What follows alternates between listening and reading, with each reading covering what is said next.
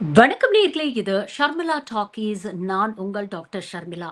சும்மா இருந்த சங்க ஊதி கெடுத்தானா அப்படிங்கிற கதையா இப்பதான் மோடி அரசுக்கு எதிராக காக்ரோச் ஜனதா பார்ட்டி அப்படிங்கிற ஒரு பெரிய அலை அடிச்சு ஏதோ கொஞ்சம் ஓஞ்சா மாதிரி இருந்தது. ஆனா அதுக்குள்ள புதிய ஒரு சர்ச்சையை பிரதமர் நரேந்திர மோடியே தன்னுடைய வாயால கிளப்பி விட்டிருக்கிறாரு. நுணலும் தன் வாயால் கெடும் அப்படின்னு சொல்லுவாங்க. அந்த மாதிரி நாம என்ன பேசினாலும் எல்லாரும் பேசாம பொறுமையா கேட்டுட்டு நகர்ந்து போயிருவாங்க. இன்னமும் எல்லாரும் கண்மூடித்தனமான பக்தியோட தான் நம்ம மேல இருக்கிறாங்க அப்படிங்கிற நினைப்புல சுதந்திர தினத்தன்னைக்கு மோடி அவர்கள் சொன்ன ஒரு வார்த்தை தான் இன்னைக்கு மீண்டும் இந்தியாவுல ஒரு மிகப்பெரிய ஒரு புரட்சியை ஏற்படுத்துறதுக்கான வித்தாக அமைஞ்சிருக்கு அப்படின்னு தான் சொல்லணும். அப்படியே 15th ஆகஸ்ட் அன்னைக்கு நரேந்திர மோடி என்ன பேசிட்டாரு? इन दिमागी नक्सलियों को पहचानना होगा, इन दिमागी नक्सलियों को आइसोलेट करना होगा और राष्ट्र को विकसित राष्ट्र बनाने की मुख्य धारा की ओर देश की युवा पीढ़ी को जोड़ना होगा. சுதந்திர தின உரையில அவரு நாட்டுக்கு எதிராக இருக்கக்கூடிய பெரும்பாலான வன்முறைய டெரரிசத்தை நாங்க கட்டுப்பாட்டுக்குள்ள கொண்டு வந்துட்டோம். இந்தியா என்கிற மிகப்பெரிய ஜனநாயக நாட்டுக்கு எதிராக செயல்படக்கூடிய பல நக்சலைட்ஸை நாங்க ஐடென்டிஃபை பண்ணி அவங்கள கண்ட்ரோல் பண்ணிட்டோம் அப்படின்னு சொல்லிட்டு அடுத்தது ஒரு விஷயம் அவர் சொல்றாரு. இப்படி கண்ணுக்கு தெரியிற நக்சலைட்ஸை விட கண்ணுக்கு தெரியாத இன்டெலெக்சுவல் நக்சலைட்ஸ், அதாவது திமாகி நக்சல்ஸ், அவங்கள தான் முக்கியமா நாம ஐடென்டிஃபை பண்ண வேண்டிய ஒரு தேவை இருக்கு. ஏன்னா இவங்க தான் மக்களுடைய மனசை திசை திருப்பி அவங்கள தவறான வழியில வழி நடத்தி அரசாங்கத்துக்கு எதிராகவும் அரசுக்கு எதிராகவும் போராட வைக்கிறாங்க. அரசுக்கு எதிராக வன்முறையை தூண்டுறதுக்கு முயற்சி பண்றாங்க. இப்படிப்பட்ட திமாகி நக்சல்ஸை நாம ஐடென்டிஃபை பண்ணி ஐசோலேட் பண்ணணும். அப்படி நாம செஞ்சாதான் 2047 விக்சித் பாரத்தை நோக்கி நாம நகர முடியும்.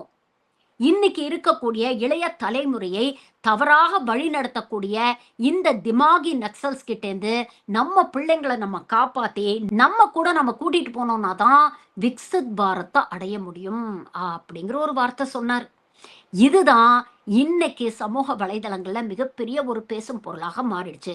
எப்படி chief justice of India Suryakant அவர்கள் இங்க இருக்கக்கூடிய இளைஞர்கள்லாம் கரப்பாம்பூச்சிகள் மாதிரி ஒன்னுத்துக்கும் உதவாதவங்க, சும்மா தொணன்னு ஏதாவது பேசிக்கிட்டே இருப்பாங்க, இல்ல வன்முறையை தூண்டிக்கிட்டே இருப்பாங்க அப்படின்னு பேசி காக்ரோச் ஜனதா பார்ட்டி அப்படிங்கிற மிகப்பெரிய இளைஞர்களுடைய இயக்கம் உருவாறதுக்கு காரணமா இருந்தாரோ, அப்படிதான் மோடி இன்னைக்கு வாயை விட்டு இன்னொரு இயக்கம் உருவாகிறதுக்கு காரணமாக இருந்திருக்கிறாரு. மோடி பேசின சில மணி நேரத்திலேயே திமாகி Naxal Janata party of India அப்படின்னு இன்ஸ்டாகிராம்லயும் ட்விட்டர்லயும் ஒரு கணக்கு தொடங்கப்பட்டது.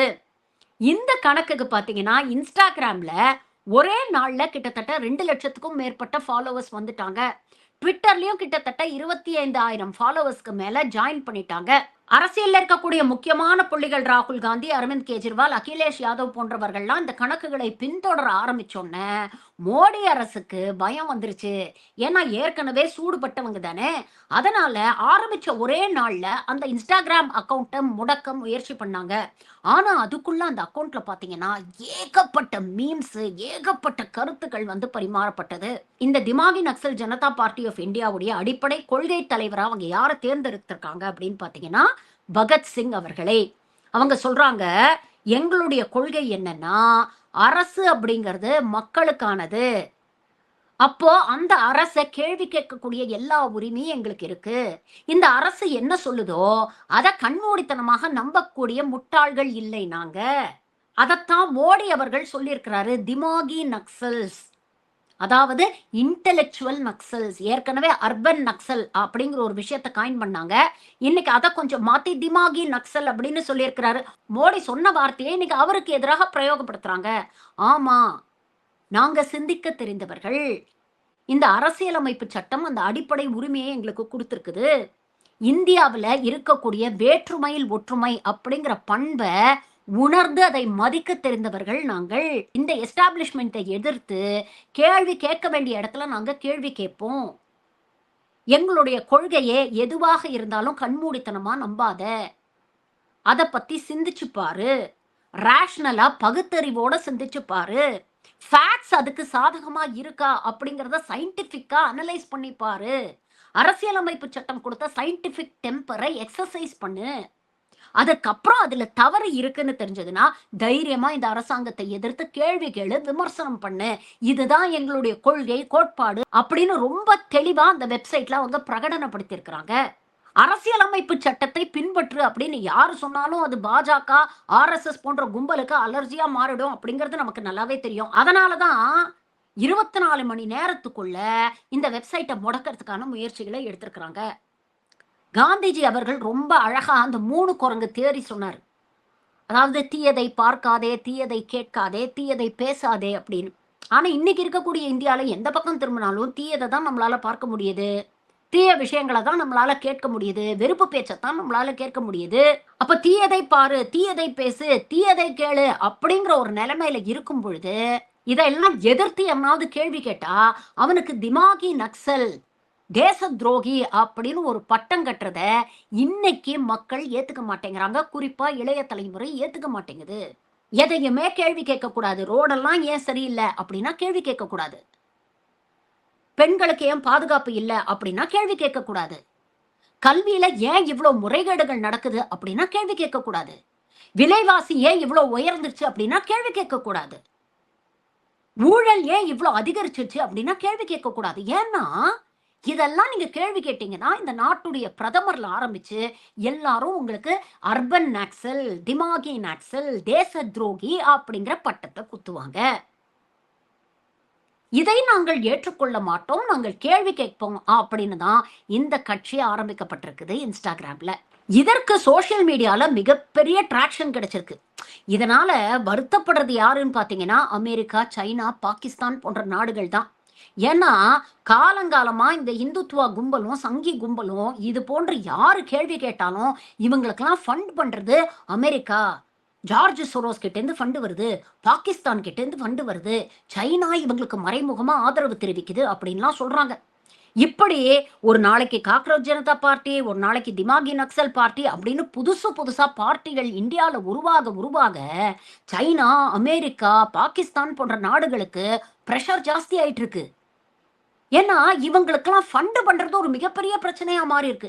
அதனால திமாகி நக்சல் பார்ட்டி என்ன சொல்லியிருக்கிறாங்கன்னா எங்களுக்கு ஃபண்டு வருதே பிஎம் கேர்ஸ் ஃபண்டுல இருந்து தான்.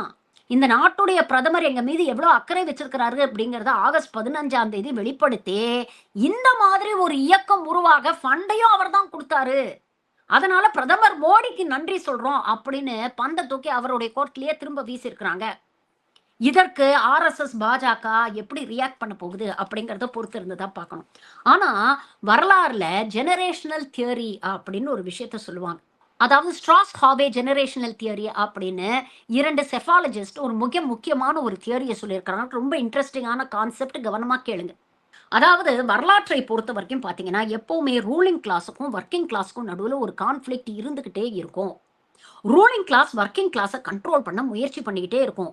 ஒர்க்கிங் கிளாஸும் ஓரளவுக்கு பொறுமையா இருந்ததுக்கு அப்புறம் அந்த பொறுமையின் எல்லையை தாண்டும் போது ரியாக்ட் பண்ணும். அப்படி ரியாக்ட் பண்ணும் பொழுதுதான் ஒரு மிகப்பெரிய ரெவல்யூஷன் வரும். அப்படிப்பட்ட ஒரு ரெவல்யூஷன் வரும்பொழுது ஒரு மாற்றம் வரும் அப்படின்னு சொல்லியிருக்கிறாங்க. ரஃபா இந்த ஜெனரேஷனல் தியரியோடைய அடிப்படையில இந்த சைக்கிளுக்கு ஒரு 80 வருஷங்கள் எடுக்கும் அப்படின்னு சொல்லியிருக்கிறாங்க. அந்த ரீதியில கணக்கு பண்ணி நீங்க பாத்தீங்கன்னா இப்போ கரெக்டா 80வது சுதந்திர தினத்தை நம்ம கொண்டாடிக்கிட்டு இருக்கோம். இந்த தியரியை பொறுத்த வரைக்கும் ஒவ்வொரு டேர்னிங் பாயிண்ட்டும், அதாவது ஒரு ஜெனரேஷனல் தியரியில 4 டேர்னிங் சைக்கிள் வரும் அப்படின்னு சொல்றாங்க. ஒவ்வொன்றும் ரஃப்லி 20 இயர்ஸ் அப்படின்னு சொல்றாங்க. அதாவது முதல்ல ஒரு மிகப்பெரிய ஒரு கிரைசிஸ் வரும்.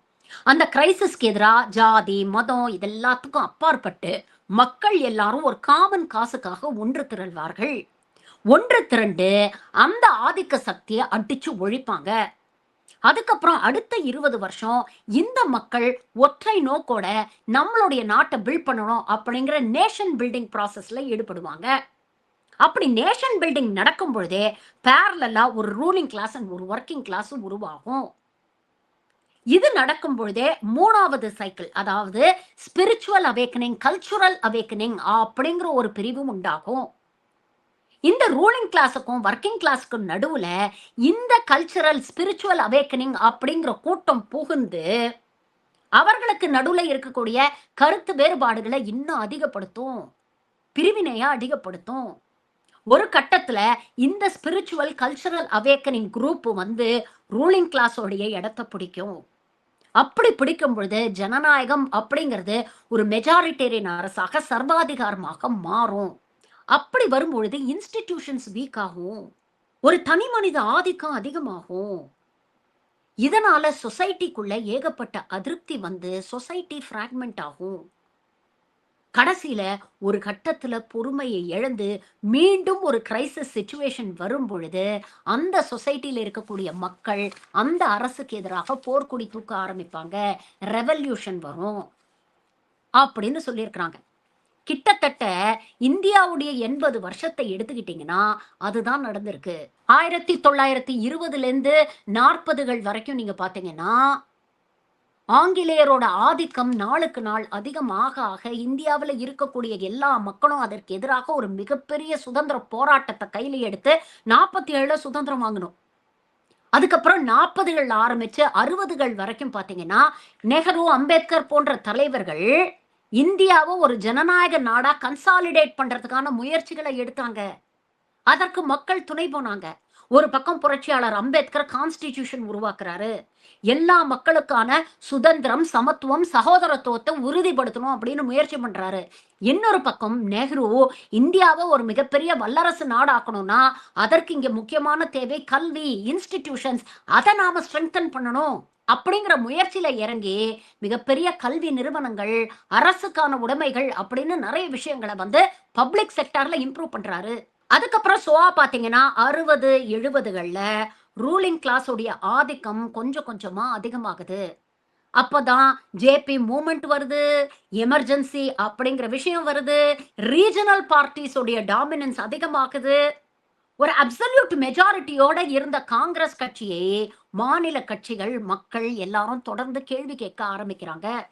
அதுக்கப்புறம் 80s and 90s எரா பாத்தீங்கன்னா மண்டல் கமண்டல் பாலிடிக்ஸ் அதிகமாகுது. அதாவது ஆர்எஸ்எஸ், பிஜேபி போன்ற ஸ்பிரிச்சுவல் கல்ச்சுரல் ஆர்கனைசேஷனுடைய ஆதிக்கம் ஸ்லோவா இன்க்ரீஸ் ஆகுறத நம்மளால ரியலைஸ் பண்ண முடியுது. அப்சல்யூட் மெஜாரிட்டியோட சென்டர்ல கவர்மெண்ட் இருந்ததை தாண்டி இப்போ கோலிஷன் கவர்மெண்ட் எரா வருது. யாருக்குமே அப்சல்யூட் மெஜாரிட்டியை கொடுக்க மக்கள் மறுக்கிறாங்க. ஏன்னா எந்த அரசியல் கட்சி மீதும் அவங்களுக்கு முழுமையாக நம்பிக்கை இல்லை. ஒரு மல்டி பார்ட்டி சிஸ்டம் வருது. ஆர்எஸ்எஸ், பாஜகவுடைய ஆதிக்கம் அதிகமாக ஆக ஆக நீங்க பாத்தீங்கன்னா மக்கள் மூளைச்சலவை செய்யப்படுகிறார்கள்.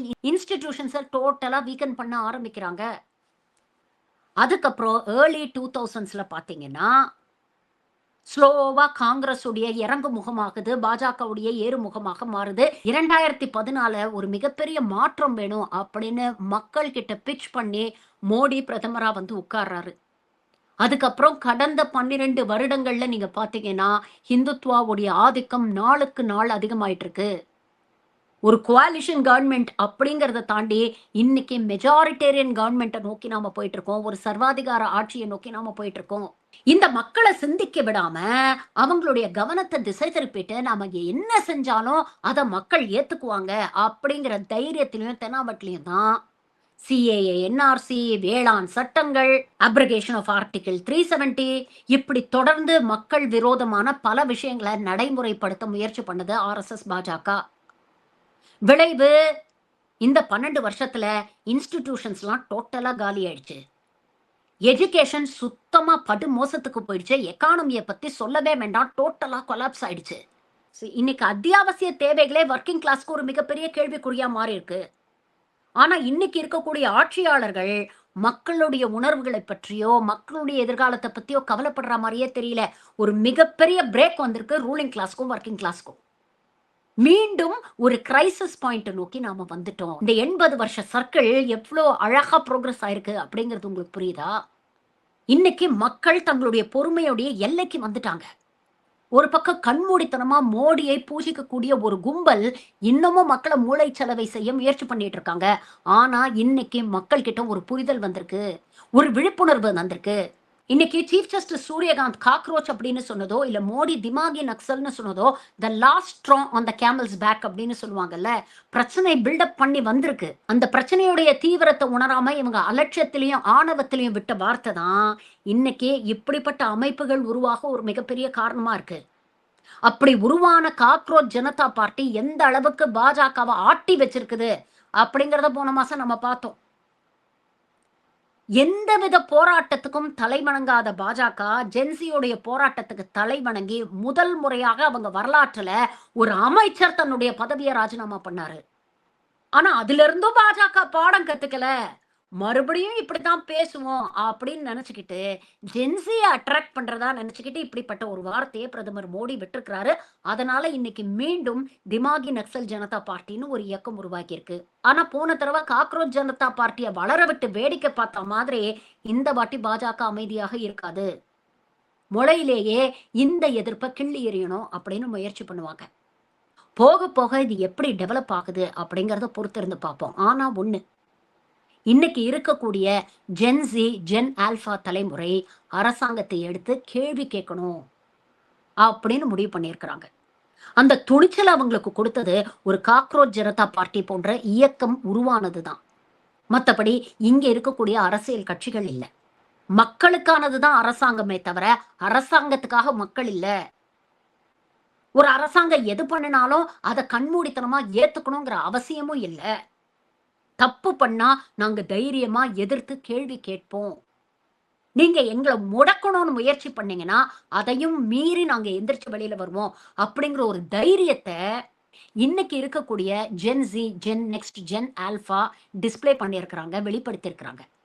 இது மிகவும் வரவேற்கத்தக்க ஒரு விஷயமாக நான் பார்க்கிறேன். பொறுத்திருந்து பார்ப்போம் இனி வரும் காலங்கள்ல என்ன நடக்குதுன்னு. நன்றி, வணக்கம்.